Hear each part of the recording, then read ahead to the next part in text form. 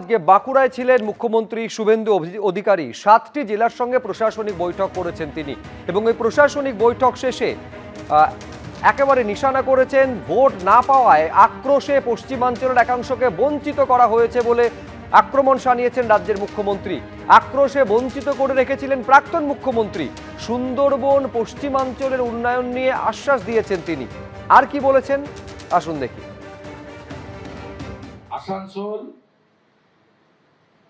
বর্ধমান, দুর্গাপুর, বাঁকুড়া, বিষ্ণুপুর, পুরুলিয়া, মেদিনীপুর আসন ভারতীয় জনতা পার্টি জেতার পরে প্রাক্তন মুখ্যমন্ত্রীর রাগ এসে পড়ে এখানকার মানুষের উপরে। সেই কারণে তিনি তার 2021 থেকে 26 সময়কালে পশ্চিমাঞ্চল উন্নয়ন দপ্তরকে অকেজো করে রেখেছিলেন, উন্নয়ন থেকে বঞ্চিত করে রেখেছিলেন। বীরভূমকে, পশ্চিম বর্ধমানকে, বাঁকুড়া, পুরুলিয়া, ঝাড়গ্রাম, পশ্চিম মেদিনীপুরকে, পূর্ব বর্ধমানের বীরভূম লাগোয়া অংশকে। স্বাভাবিকভাবে এবারে যখন সরকার তৈরি হলো, আমার কেন্দ্রীয় নেতৃত্বরা বললেন যে মুখ্যমন্ত্রীর পুলিশ দপ্তর ইত্যাদি ইত্যাদি বড় বড় দপ্তর তো থাকবেই, কিন্তু এই দুটো জায়গার উন্নয়নের দায়িত্বটা মুখ্যমন্ত্রীকে নিতে হবে। একটা হচ্ছে সুন্দরবন আর একটা হচ্ছে পশ্চিমাঞ্চল। তাই আমার যে কটা দপ্তর, আমি যে কটা দপ্তরের মন্ত্রী, তার মধ্যে পশ্চিমাঞ্চল উন্নয়ন দপ্তরও পড়ে। আমি আজকে এই এলাকার সম্মানীয়া বিধায়ক বৃন্দ, আমার সমস্ত সহকর্মী মন্ত্রীবৃন্দ, এই এলাকা থেকে যারা ক্যাবিনেটে আছেন, MIC, MOS,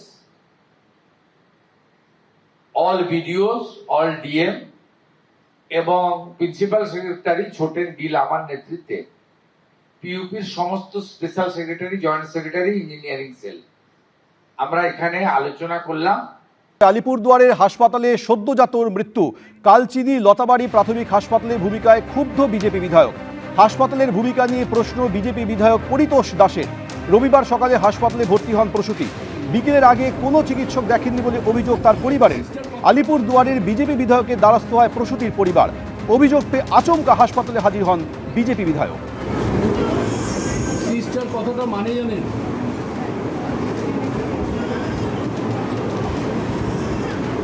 সিস্টারদেরকে কিছু বলুন, সিস্টারদেরকে কিছু বলুন। সিস্টার কতটা মানে জানেন? এবার আপনি যদি ঘটনাটা শোনেন, কত নেগলিজেন্সি হচ্ছে জানেন? বাচ্চাটা ক্রিটিক্যাল, বাচ্চার বাবাকে দিয়ে দেওয়া হয়েছে যে আপনি ICUতে নিয়ে যান উইদাউট অক্সিজেনে। ওখানে ডাক্তার বলেছে এখন এটাকে কিভাবে হবে, ডাক্তার বলেছে যে এইরকম একটা পেশেন্ট, ইমার্জেন্সি পেশেন্টকে অক্সিজেন ছাড়া কিভাবে এইভাবে পেশেন্ট পার্টির কাছে দিয়ে দেওয়া হয়। এখানে কোনো ব্যবস্থা নেই। একটা বাচ্চা ক্রিটিক্যাল, তার বাবাকে হাতে হ্যান্ডওভার করিয়ে দেওয়া হবে যে আপনি নিয়ে যান। যখন জেলা হসপিটালে আছে, বাচ্চাটা প্রসব হয়েছে, তখন ওর বাবার কি রেসপন্সিবিলিটি আছে? রেসপন্সিবিলিটি তো সব আপনার।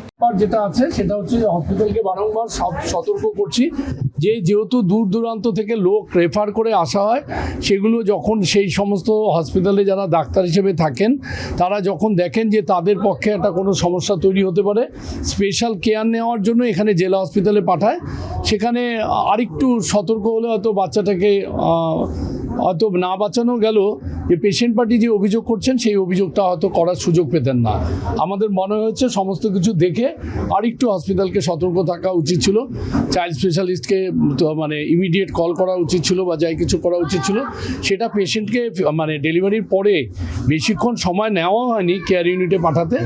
তো বিষয়টা নিয়ে সেরকম কিছু বলার নেই, তবুও বলতে হয় যে আমরা চাইছি যে জেলা হাসপাতাল পরিষেবাটা আরও ভালো দিই। এবিপি আনন্দ, এগিয়ে থাকে, এগিয়ে রাখে।